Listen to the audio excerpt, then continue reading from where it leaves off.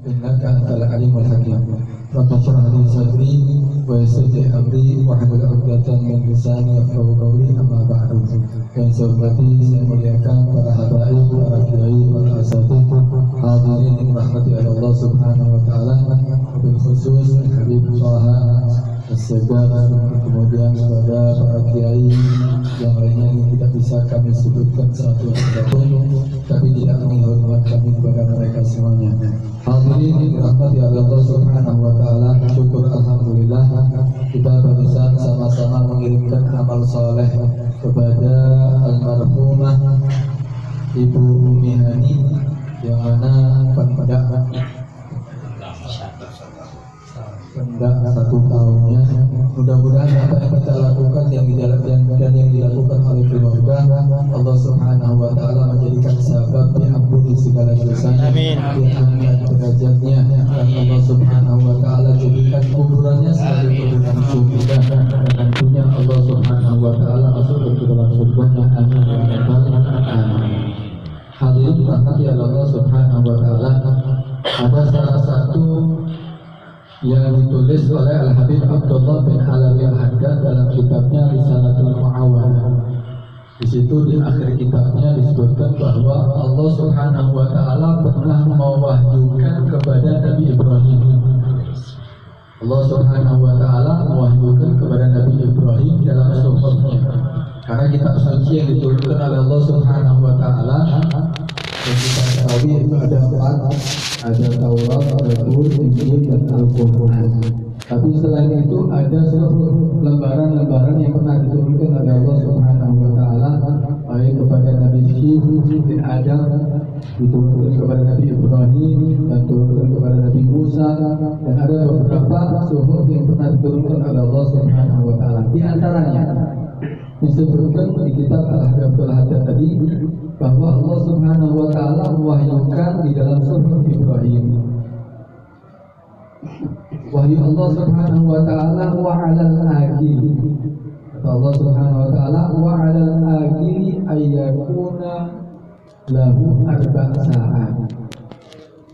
Hendaknya bagi orang yang berakal dalam kehidupan dunia ini setiap harinya harus ada 4 waktu yang harus dia pentingkan. Selebihnya nggak perlu dipentingkan. Tapi 4 waktu ini jangan sampai disia-siakan, jangan sampai tidak dihiraukan dan tidak diperhatikan. 4 waktu. Yang pertama dikatakan fasa'atun yunaji fiha rabbah. Ada satu saat, satu waktu yang kita gunakan setiap harinya untuk bermunajat kepada Allah Subhanahu wa taala.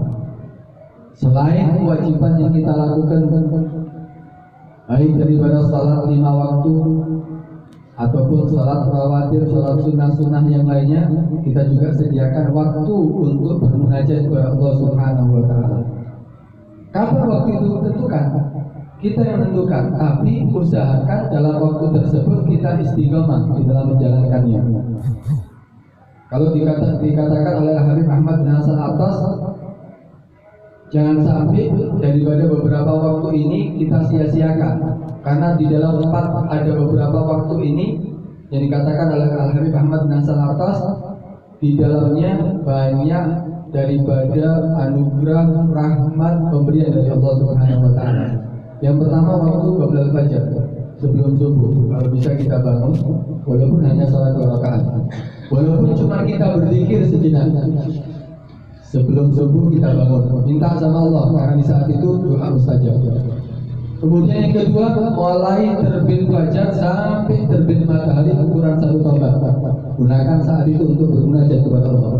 Gunakan waktu itu untuk beribadah kepada Allah. Apalagi kalau kita bisa sholat berjamaah di masjid, kemudian kita tidak keluar dari masjid sampai terbit matahari ukuran 1 tombak, kurang lebih 16 menit setelah terbitnya matahari, kemudian kita sholat 2 rakaat, maka kita akan mendapatkan pahala, kata Allah SWT, al-hajj wal umrah tamaten, mendapatkan pahala haji dan umrah sempurna.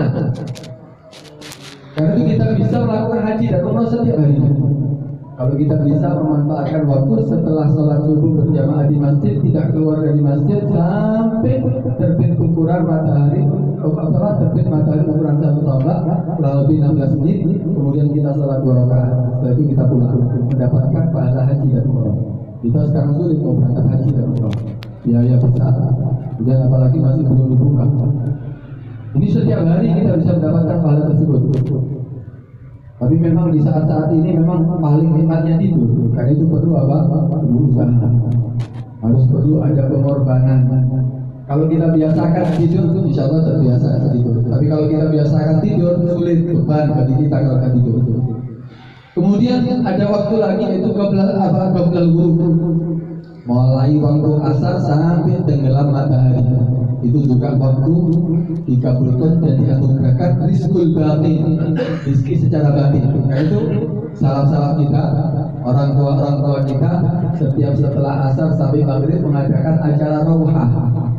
Acara di situ dikumpulkan beberapa murid-muridnya untuk baca kitab. Karena memanfaatkan waktu yang terbaik daripada satu hari. Kemudian waktu yang keempat yaitu antara maghrib dan isya. Usahakan waktu ini kita gunakan untuk munajat kepada Tuhan kita Allah Subhanahu wa Ta'ala. Kita baca Al-Quran, kita usahakan kita baca dzikir, kita baca istighfar, kita usahakan kita bersedekah, bermunajat kepada Allah Subhanahu wa Ta'ala. Kemudian yang kedua, sa'atun yuhasibu fiha nafsah. Jadikan satu saat kita ini memperhitungkan daripada diri kita, amal yang sudah kita lakukan. Kalau bisa setiap malamnya kita perhitungkan apa yang sudah aku lakukan dalam satu hari yang sudah berlalu. Malam hari sebelum tidur pikirkan, oh mulai aku subuh sampai saat ini apa yang sudah aku lakukan. Oh ternyata aku di saat itu kurang semangat dalam sholat duhurnya. Oh aku terlambat berjamaah dalam sholat duhurnya. Oh aku bisa diperhitungkan dirinya. Supaya apa? Supaya besok jangan sampai terulang. Setiap hari kita lakukan itu semuanya. Bahkan orang-orang dulu itu setiap hari ada jadwal, mulai bangun tidur sampai tidur lagi. Itu semuanya. Setelah bangun tidur aku akan lakukan ini, setelah itu ini, setelah itu semuanya. Sampai waktu istirahatnya, waktu makannya semuanya. Dicatat semuanya. Sampai mau tidur dikoreksi. Apa yang sudah dilakukan, apa yang belum dilakukan. Yang belum dilakukan kasih tanda. Jangan sampai terlupakan. Setiap hari seperti itu sampai akhirnya Pak menjadi kebiasaan, nggak perlu dicatat lagi. Kenapa? Sudah menjadi kebiasaan bagi dia untuk melakukan daripada amal yang sudah dia tulis dulu. Itu harus ada satu saat yang kita hisap diri kita. Itu apa? Kita perhitungkan diri kita ini.